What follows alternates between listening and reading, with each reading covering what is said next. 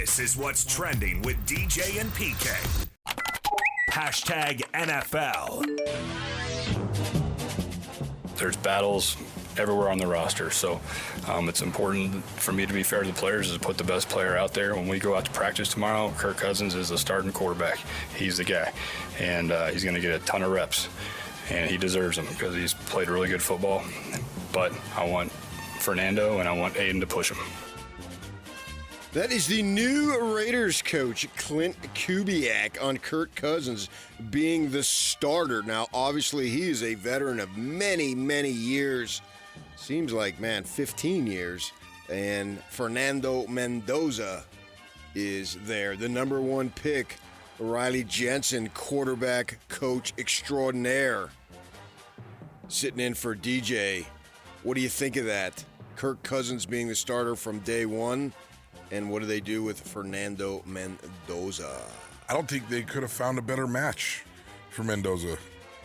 I think this is a perfect situation for Mendoza. He gets to watch for a little while. When Kirk starts to struggle a little bit, they'll bring in the new player. Dude, these two cheese balls deserve each other. I love these two together. I mean, they're like the same person like 20 years later. I'm excited. I like Fernando. I think he's a good player. I think there's a lot of things that he's going to have to do a little bit better to be in the NFL for a long time. And I think Kirk Cousins is the perfect match for him. He's the guy that can help him out. He can guide him. He can show him things and warn him about some pitfalls going forward in his career. But if Fernando Mendoza doesn't play a lot and doesn't have a great season, it blows my whole slogan. Because 45 years ago, 1981, which I think is 45 years ago. Help me out if it's not, but I think it is. The Dodgers brought up a pitcher by the name of Fernando Valenzuela, and we had Fernando Mania. And now, 45 years later, I want Fernando Mania. Well, it's still coming.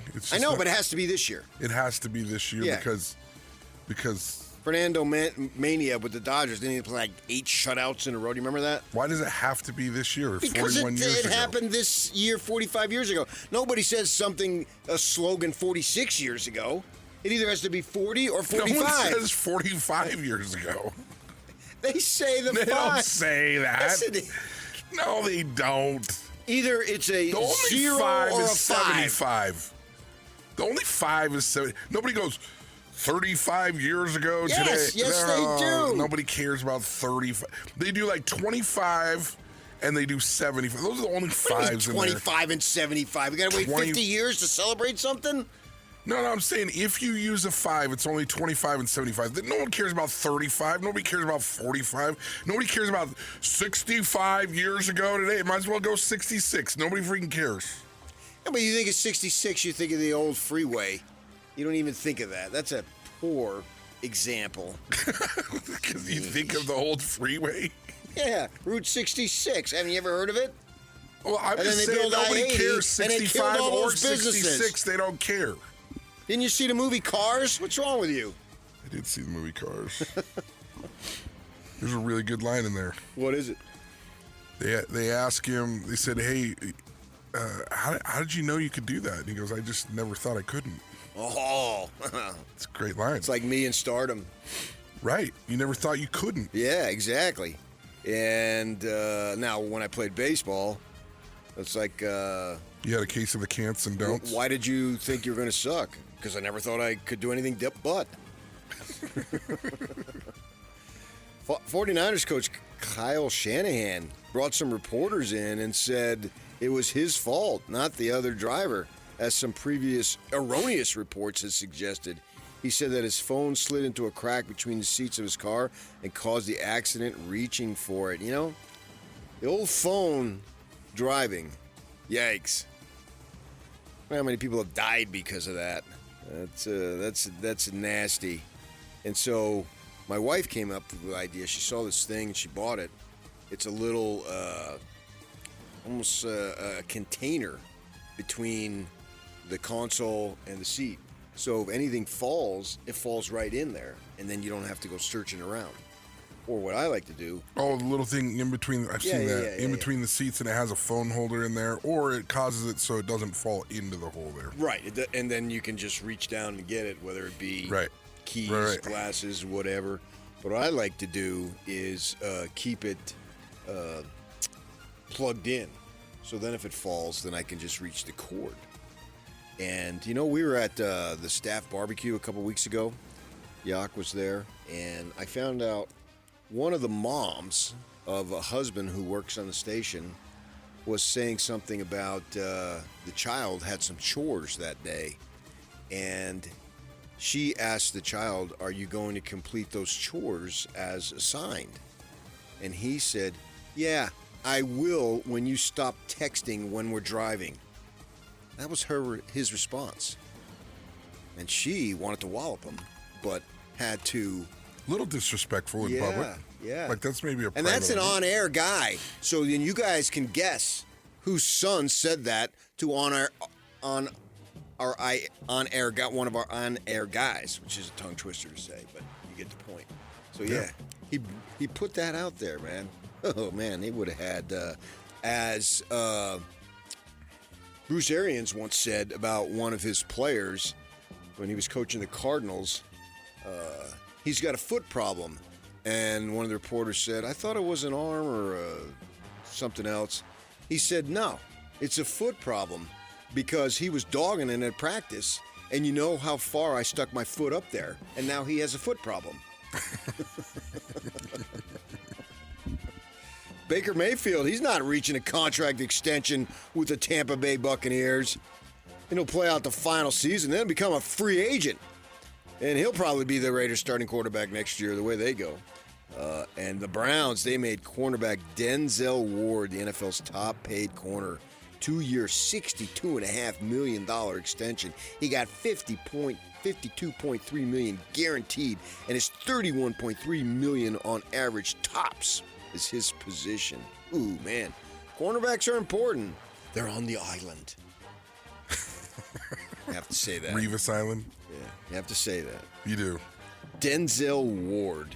My wife, she taught in South Central L.A. at Washington Prep High School. I knew that. And I thought it was Compton, but you corrected me the other day. And it was South 108th Central. and Danker, South Central. Right. And they did a movie. Remember when they used to have TV movies? Movie of the week, like on ABC or something. Well, they did this movie after she was like there. the after-school special? Yeah, it was at like 8 o'clock Gotcha. in the evening.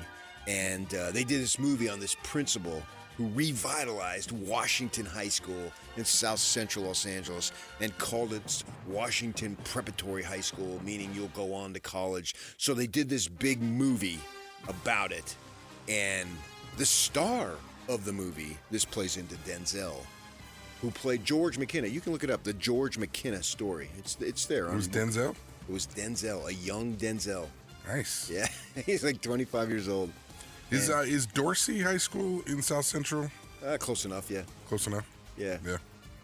It's just... I had a couple teammates down at Snow from Dorsey High School. That's where Sharif Shaw played. Okay. And Mike Love of the Beach Boys. Okay. They It's from Dorsey? Susan Dorsey is their name. Yeah.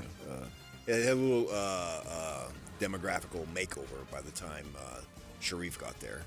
And so they were, and I covered LA City schools. And they were LA City. I just specifically remember that because those were the LA riots in 1992. 1992, Wednesday, April 29th. I was covering baseball, and I took a transistor radio to the game because I knew there was potential for trouble, and I didn't want to be driving in that area where I was covering the games. I wanted to make sure I got on the freeway and did not do side streets. And got home, watched my city explode, and Reginald Denny get... So you were living there? I was living there. Yeah, I was right there. Yeah, he told, both of them, one of them specifically told me, and I ain't ever going home. and Washington High School was where the National Guard took over and stored their artillery to calm the riots. So that was right there, and that was on a Wednesday. I remember it vividly. I'm sure you do. And then that following Saturday, we went down as a group to help the cleanup. And that was something that I never thought I would see. So you got that going on. Wes Welker, he's now the Washington Commanders tight ends coach, being tapped to take over a position after Ben Steele was fired following a DWI charge last month. Okay, let's move on to college football. Hashtag college football. I don't think anything more than to say. I would just reference my comments earlier in the winter. I think I gave everybody a pretty clear indication of how those have went, and nothing's changed from my vantage point. We want to play the game. I want to play the game. We would be playing the game. Had some things come true that were said, and so hopefully we get to that point. Obviously, we want it to happen. I know our fan base wants it to happen. College football wants it to happen, and hopefully I'm up here, next year talking about, that game here on the future schedule. So we'll keep making progress and let you know if we have any more updates. That's USC coach Lincoln Riley on why USC bailed on the rivalry with Notre Dame. That game should be played. It must be played. But since it's not played, the Cougars of BYU are going to be playing Notre Dame October 17th in Provo, Utah. Plus, the return game is next year, right? So they would, if SC is back on the schedule, they'd have to rearrange some stuff there. We'll see how that plays out. That's a rivalry that hits home, having worked in LA and then grew up in the East Coast in a Catholic environment where Notre Dame is such a big deal. Big Ten Commissioner Tony Petitti reiterated his league support for 2014 playoff model, said they can still eliminate the conference title games in time for the new format to begin in 27, which is obviously a year and a half from now, if all parties agree to expand the field. The faster it goes, the easier it will be. We'll get to that later on with Riley Jensen sitting in. Iowa coach Kirk Ferentz warned of what he sees as a growing, quote, imbalance in the sport with NIL money flowing. When we went to the Rose Bowl in 1981, the 13 years prior to that, there were two teams that went to the Rose Bowl from the Big Ten. So basically, everybody was lining up in August for third place. If we're not careful, we're going to get that kind of imbalance in college football. That's just how I see it. How do you see it? Man, I think there's some truth to it, but the outliers that I would throw at you would be like Vanderbilt and BYU, who weren't paying players underneath the table and weren't doing some of those things underneath the table, and they've been able to flourish under NIL. You got to put Indiana in there too. Indiana, right? So some of these teams maybe had some morals back in the day, and I used to have morals. Yeah, I know what you're talking about. Right, you remember? Yeah. And now that the rules have changed and it's legal, the Vanderbilts, BYU, Indiana have been able to rise up and pay players legally, and I think there's an argument to be made that maybe some other teams will start winning because the rules have loosened it up a little bit for them to follow it the way they want to follow it. So, look, he has his opinion. There's lots of opinions out there. NIL is a crazy deal right now. I think everybody's trying to navigate those waters, and once the dust finally settles, and I don't know if it really will, because every time I say that, like a new nuance or a new different thing comes out with NIL. But if it ever does settle, I think we'll have a great product and a more balanced product than we've ever had. All right, we'll see about that. We'll expand that a little later in the show. And hours after Ohio State announced its record jersey patch sponsorship, reportedly worth $17 million with J.P. Morgan Chase. Notre Dame, we're going SoFi, between 18 and 20 million. There you go. Classic example. It never ends. When will it end in the race to win? What was BYU's patch I saw the other day? Entrada. That's right. That it was worth 18 to 20 million. I don't know what it's worth, but I'm guessing it's not that. We can. The guy's a listener. I know he follows us on Twitter. Yock, if you see him, get him, big BYU guy, and get him on. We can talk to him about it. Ole Miss seeking close to $1 million in penalties from two of its former players who signed revenue-sharing contracts to return to the Rebels last season before opting out to join the Devil, Lane Kiffin at LSU. They're seeking $550,000 from defensive end Prince Will Umanamilian and $400,000 from former O lineman Devin Harper, plus attorney's fees and court fees and lawsuits filed yesterday in Oxford, Mississippi. Yeah, and I want the Sun Devils to get some money, man. Sam Levitt, we're not good enough for you. Let you get to the playoff, and then you leave us, and you don't even go to the team banquet at the end of the season? Oh, my gosh. A lot of stuff to talk about college football today, and we will do that. Let's move on to the NBA. The Snack Wrap plus Caesar sauce equals extra crispy chicken Caesar-y greatness. Sounds delicious. Caesar sauce at McDonald's for a limited time. Ba-da-ba-ba-ba. Hashtag NBA. If you go back to Cleveland, even if you go back to Cleveland and win the championship, it's not going to be as good as 2016. If you go to Miami and win a championship, it's not going to be as good as 2012, 2013. Those two places kind of got eliminated just because. You look at Golden State, and I ultimately don't think Brown was ever able to get over the history. And I understand it. I get it. What we all ultimately always knew is like, that's the hurdle to get over. You know, we live in a day and age where everybody who doesn't have anything to say have something to say. And so he's going to get crushed if he comes to the Warriors. Oh, man, you went to team up with Steph. Oh, you had to go to them, da-da. And I think ultimately that weighed in on the decision a lot. That played a big role in the Warriors not landing LeBron. That's Draymond Green. So we live in a day and age where somebody who has nothing to say has something to say. Okay. Didn't make any sense, but what the heck? And he's going to return to the Warriors next season in a $27.7 million deal. He's the only player in NBA history that have made more $250 million in on-court earnings. 67 have reached that mark. And does not have a career average north of 10 points a game. I don't have any problem with that. Draymond brings a lot of attention to himself, obviously. And I think he once had a triple-double and did not score 10 points. So his value is obviously well beyond and way beyond, and does not include scoring. It's a great teammate. Which is fine. Yeah, help your team win, man. It's about winning. I like Draymond. He's a great teammate. Yeah. Maybe tone it down just a little. Like when I draw it up and I'm like, hey, son, here's the type of player I want you to be as far as how to be a teammate. I just give him highlights of Draymond Green, like punching teammates, talking down to superstars, cussing coaches out. I love that dude. So you were being sarcastic. That's exactly how I want my son to be. He's already there. From what you've heard? Oh, yeah, word on the street. Man. Oh, my gosh. Okay, let's move on to MLB. Hashtag Major League Baseball.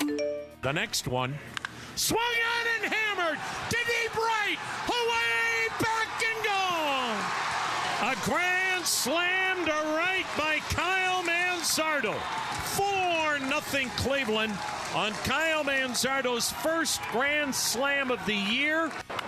Swung on, hit high, deep, center field. Has he done it again? Warning track wall, sail away, Dom Canzone. He has done it again. Swung on and hit high in the air. Deep right center field. It's got a chance, Thomas, at the wall, and it is off the wall, and it bounces by both fielders. Caratini scores. Lee's going to score. Royce Lewis has tripled home the winning runs. Oh! Those some highlights. Shohei. Yeah, he done it again. I'm looking at it right now against the old beleaguered, was it the Rockies? No, Seattle. They played Seattle last night, yeah. Castillo was Dom Canzone, two homers for Seattle. Yeah, the former Diamondback who they gave away. Hit 2 home runs there. And Shohei led off the game with a 432-foot Blastarino. There you go as far as that goes. And you heard Manzardo with the grand slam for Cincinnati in the bottom of the 4th. But they lose to Cleveland. Tigers walloping the Orioles 14-0. Oh, the D-backs, my gosh, their bullpen sucks. They're up 6-0. They give up 3 in the 8th, 3 in the 9th, but then win it in the 12th. How about that? And Bryce Harper couldn't get it going on for Philadelphia. as the Marlins have won 2 in a row to move back to 500. And Harper saying the team needs some moves at deadline, which is Monday, the trade deadline. I think we need some help. I think we've proved pretty much all year we've done a pretty good job. But anytime you can get some help in there and reinforcements, I think it helps. Asked about a bat and arm, I think both. And he said that he would be willing to move back to the outfield if that's what it took. Bryce Harper, he's a team player right there for you. See what the Phillies You like Bryce? do. Oh, I love him. I love his intensity. I think he's a fun guy to watch. Yeah. Now, I had the opportunity to see him when he was just a tyke. And some of that travel ball stuff, oh my gosh. If it was a weekend tournament, everybody was watching him. If it started on Thursday, he's like 12 years old. The word around the site would be, Bryce Harper's flying in. He'll be here Saturday. I'm dead serious. I am totally serious. And then there's a club here. It's named after somebody. Somebody financed it. They had a family issue or tragedy, and I forget the name of the team. In this, they play in the summer. Marshalls? Yeah, there you go. And he played on that team. Oh, did he play on the Marshalls? Sometimes. Yeah. Yeah. When he flew in. Mm-hmm. Yeah. Yeah. Yeah, he did. Yeah, I saw him play for them. Well, there was lots of connections because he grew up in Vegas, right? So yeah. And he'd be at the St. George and the Mesquite tournaments. Mm-hmm. And he's a Latter-day Saint, or at least he was, or is, or I guess. Still is. Yeah. Not that it matters to me, but there is a local connection. Yeah, Sports Illustrated did a big story on him when he was just a tyke, high school kid, and he graduated high school 2 years early so he could start his major league career, and away he goes. But I like his intensity. Yeah, I root for Bryce Harper. Fernando Tatis, 5 hits. The Padres back over 500. There you go. All right, a bunch of day games today if you're interested. And Shohei Ohtani, his next pitching performance, it's undetermined as he deals with bicep issues. I still say he should not pitch. He should just hit, and away you go. Get some other people. For the rest of his career? Or? Mm-hmm. Yeah, I've been saying it for a couple years now. He's so valuable offensively. And I realize he's a good pitcher, but he's had issues virtually every season he pitches. So something's up. Some guys got great arms, but they're injury prone. It happens. There's been a number of great pitchers who got sidelined because of injuries, and they just couldn't. They didn't have any staying power. Not everybody's Nolan Ryan. He can go through 200 pitches. What's the disadvantage of having him pitch and hit? I mean, because if your bicep hurts, you can still hit. Right, but statistically, there's stats that show when he tries to hit when he pitches, it doesn't work. So you're basically losing a bat every time he pitches. So you're sacrificing something. So every fifth game, you're losing his bat. Yeah. I mean, there's a reason why it hasn't been done. You only got so much energy in your body, and his arm's breaking down, and maybe it impacts his hitting. I just let him hit, swing away, DH. That's what it's there for. So use it. The Bees lost their opener 9-2 to the Sugarland Space Cowboys. Game 2 in the series tonight. First pitch 6:05 and coverage on 12:80 a.m. with Tony Parks will begin at 6 p.m. Okay, we're going to hit some college football today. Coming up at 8 o'clock, Jay Hill. You may have heard of him, former Weber State coach, former BYU defensive coordinator, and what is he doing right now? He's coaching Michigan. He is the Michigan Wolverines defensive coordinator. He will join us at 8 o'clock, thanks to Riley Jensen's connections. Yeah, tapping in. This guy's somebody. I ain't got no connections. Guys, I'm kind of a big deal. You are. There's no doubt, man. I try to get guys on. They ask, listen, if you don't will it believe help your me, career? I say yes. They say screw it. I'm not doing it. If you don't believe me, just ask me. I'll tell you. I'm a big freaking deal. Oh, I know you. That's why you're my first call. I'm like that lawyer. You're my only call. One call. Call, that's all? Every time DJ's out, I call you. I don't know what I am actually really grateful for that. I go right to you. I don't know why. I don't know why you like me. You don't like anyone. I don't know. You may have done something along the lines that caused me to like you. But yeah, I think you're great. We can't think what that is. You're very good at radio, and you've done radio for a long time. You understand radio. I know, and it was because of you and DJ that I actually got my start. Yeah. Aggie Under the Bleacher. Yeah. Aggie Under the Bleacher circa 2002. I've been making verbal faux pas ever since. You were a first-team All-Whacker. That's why we had you on. I'm sure that's coming, right, Jake? Oh, doesn't feel like my voice has changed very much. I always want to deny it. That's not me. Listen to that voice. It's not, and it sounds. He's a first-team All-Whacker. Oh man. That was one of the finest moments in zone history. Listen, I didn't even know what I said for like a minute. I'm looking over at Ryan Hatch. Ryan Hatch was subbing in that morning. I'm looking over at Ryan Hatch, and his eyeballs and his face are like this big. And I'm like I couldn't think what I said. I'm like, dude, I didn't say anything. He's a first-team All-Whacker. Bless Kobe Carl. That's right up there. Kobe Carl. With the D in Alice. Right. Which DJ said he was trying to be clever. What's the one with Monson where he's like, hey, where you at? Damian Hunter. Well, how you hanging on? Where are you? I'm in San Bernardino right now. A 2-minute question. You may have gotten the carries as a part-timer, and then this, I talked to you, and I don't know. It's all over the place. Oh, my gosh. I once I had to do, occasionally we do some public speaking, so I had to go down to the Miller Group, down at Jordan Commons, and they said, do you have anything that you want to, audio-wise? And so I used a couple of blips. I used the one where DJ says to a woman caller, you don't sound like a Debbie. Well, I've been one for a long time. You don't really sound like a Debbie. Well, I've been one for a long time. All right. I dropped to the floor on that one.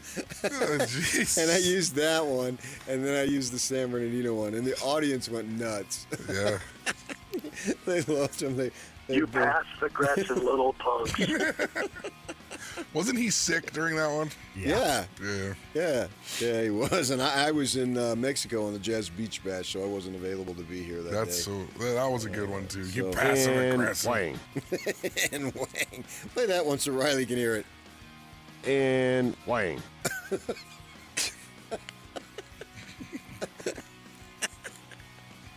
He's such a nerd. He's such a nerd. That's why we love him. Here. He's not here to defend himself. I've said that a million times to his face. That's why he's so lovable. I agree with PK. because he is a nerd. Oh, man. So we'll have Jay Hill coming up. It's Big Ten Media Days, man. We'll talk a little bit how Riley thinks all those LDS guys who are now invading Michigan. We're going back. But many years ago, they came west. Now they're going east. And they're in Ann Arbor. And we'll have Jay Hill at the top of the hour. Talk a little bit how he thinks that staff is going to do there next. Stay with us, 97.5, the KSL Sports Zone.